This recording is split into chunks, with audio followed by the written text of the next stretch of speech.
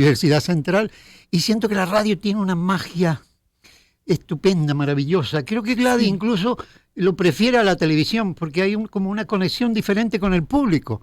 Y eso que... ¿Te has dado cuenta? Sí, sí, eso porque yo te he visto hace mucho tiempo Sí, en televisión, en cierto. Venevisión, en Globovisión.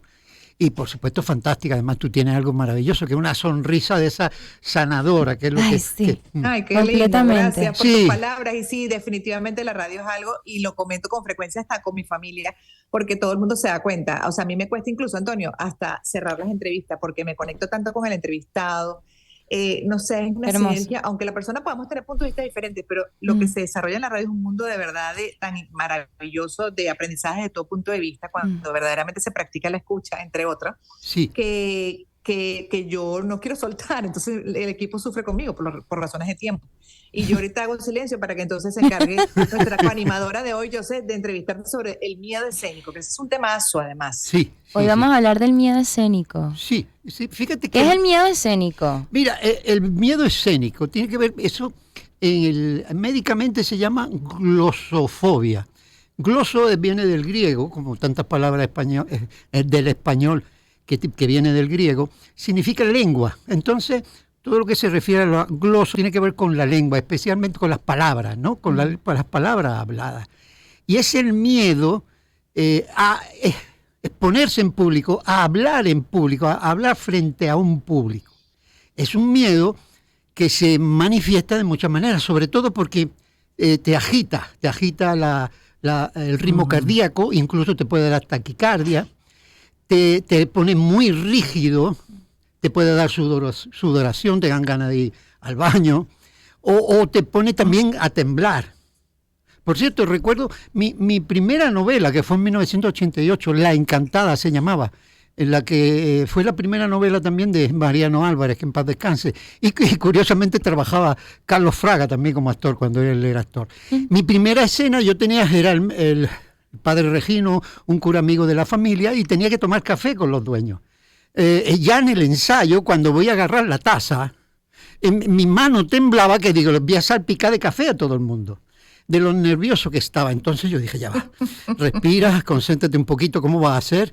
Agarré la taza con las dos manos, como era de cerámica dura, yo apreté esa taza para que mis manos apretadas no notaran eso, y me tomé el café con las dos manos para evitar esos nervios que me tenían. Era atroz, porque era mi primera escena en una novela, además con un personaje de peso. Entonces, el miedo escénico está ahí y se manifiesta, como digo, de muchísimas maneras. ¿Qué hacer ante eso? Porque además el miedo escénico, cuidado, no se puede confundir con la timidez o con la falta de preparación. Porque cuando estás tímido, tienes falta de preparación y tienes que hablar, pues te puesta un coto, hay nervios.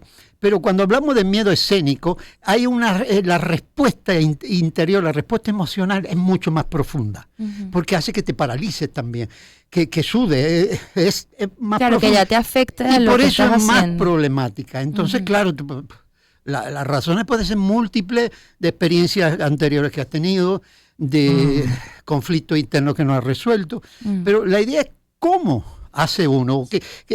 Estamos hablando del miedo escénico en general para todo el mundo. Después, si quieres, vamos a hablar del miedo escénico de los artistas, de los actores. Y entonces la gente que tiene, va a hacer algo, va a hablar en público y le cuesta, no sabe qué hacer. Quiero compartir una experiencia que tuve hace años, cuando la ley penal que hubo el cambio de esa ley, me llamaron muy secretamente, era del Tribunal Supremo, me dijo, mire, usted, profesor Antonio Cuevas, sí, me dijeron que usted es coach y asesora también a la gente. Digo, sí, tiene que venir a hablar con nosotros para algo. Fui a hablar con ellos y entonces tiene que asesorar a un juez del Tribunal Supremo que iba a explicar por todo el país la nueva ley del Código Penal, ahora me acuerdo cómo era el Código Penal nuevo. Y eso sí, no puede decir nada, no puede decir, por supuesto no voy a decir el nombre del juez, creo que se me olvidó. Y entonces yo estuve haciendo con él unas clases. Si le digo a la gente algo, cuando uno va a hablar en general, uno habla de lo que sabe o de lo que ha estudiado. Yo, por ejemplo, al juez le decía, ¿usted va a hablar de física cuántica? No. ¿Va a hablar de leyes? Sí. Por supuesto, él había hablado, había tenido, lógicamente, con un grupo de 5, de 10, de 12, pero tenía que hablar con un grupo de 50 y 60 personas. Y eso lo aterrorizaba. Entonces, lo que hicimos es, primero, darle la tranquilidad de que lo que tú vas a hablar lo sabes, lo dominas, no vas a tener ningún problema con eso, porque tú estás claro. ¿Qué es lo que te pone mal el enfrentarte al público? Vamos a ver cómo lo hacemos para eso.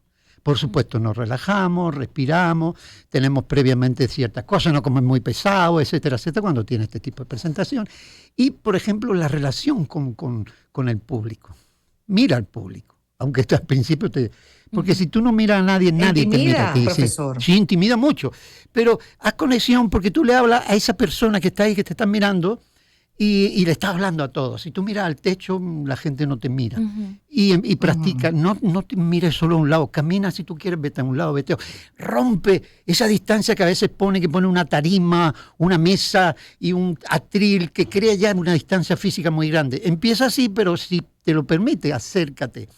Y sobre todo, ve agarrando confianza en ese sentido, por supuesto, preparándote, porque es que el flojo, pues tú dices, no, es que no responde.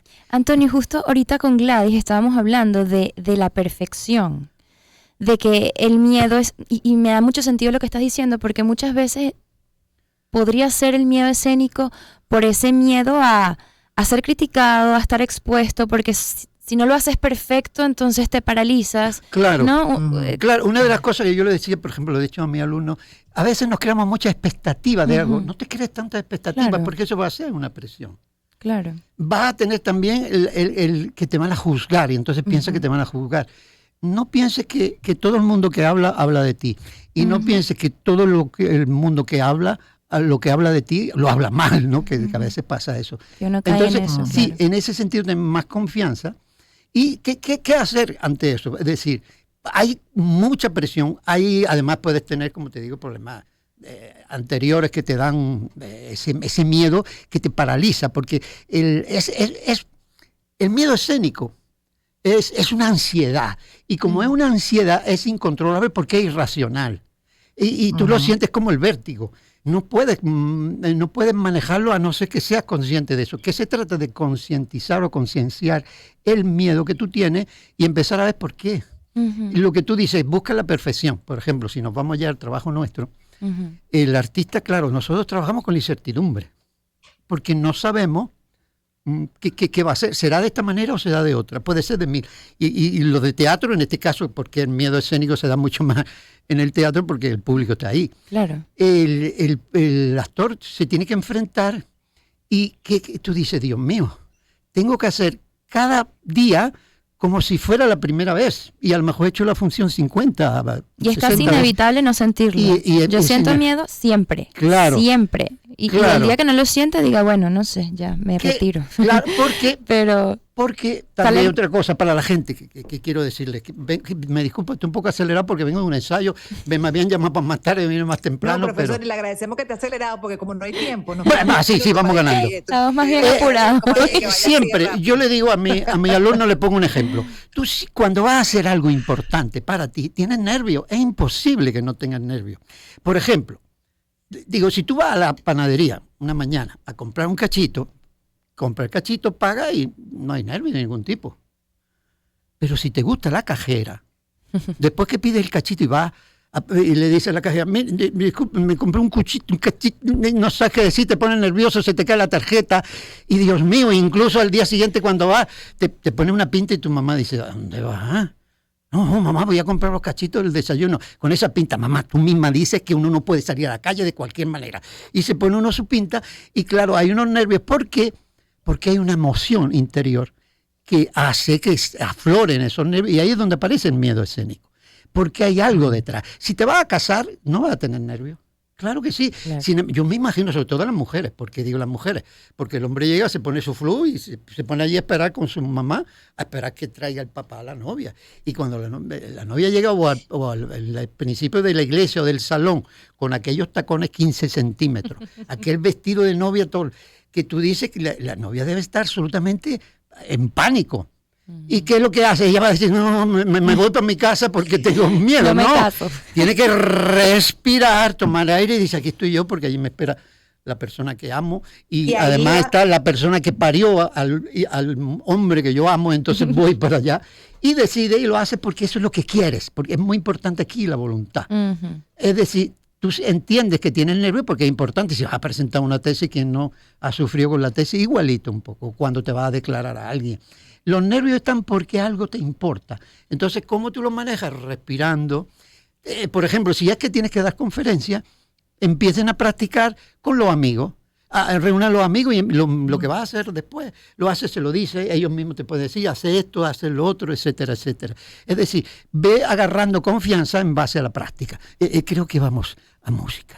Sí, creo que tenemos Sí. que ir a música, Antonio. Total, nos están haciendo señas a todos, allá, acá y más allá. Vámonos a hacer la pausa, pero qué bueno todo lo que comenta, porque al final, bueno, eso es parte. Si uno es humano, uno siente, y uno siente, por ejemplo, entre otras, miedo a lo desconocido, a eso como dice también el profesor, nuestro invitado, además de que con toda la experiencia que tiene, sabe y seguirá sintiendo, porque Sí. siempre, cuando uno ama algo, uno lo quiere hacer bien, y por supuesto ante un público, en estos casos, estos públicos en vivo, uno se va a sentir abrumado hasta que con infinidad de técnicas puedas dominar la situación. Y además, como dicen también, en la práctica obviamente se consigue En la también práctica, avanzar, claro, mejorar, y totalmente. el hábito hace al monje. Vamos a Sí. hacer una pausa. Ok.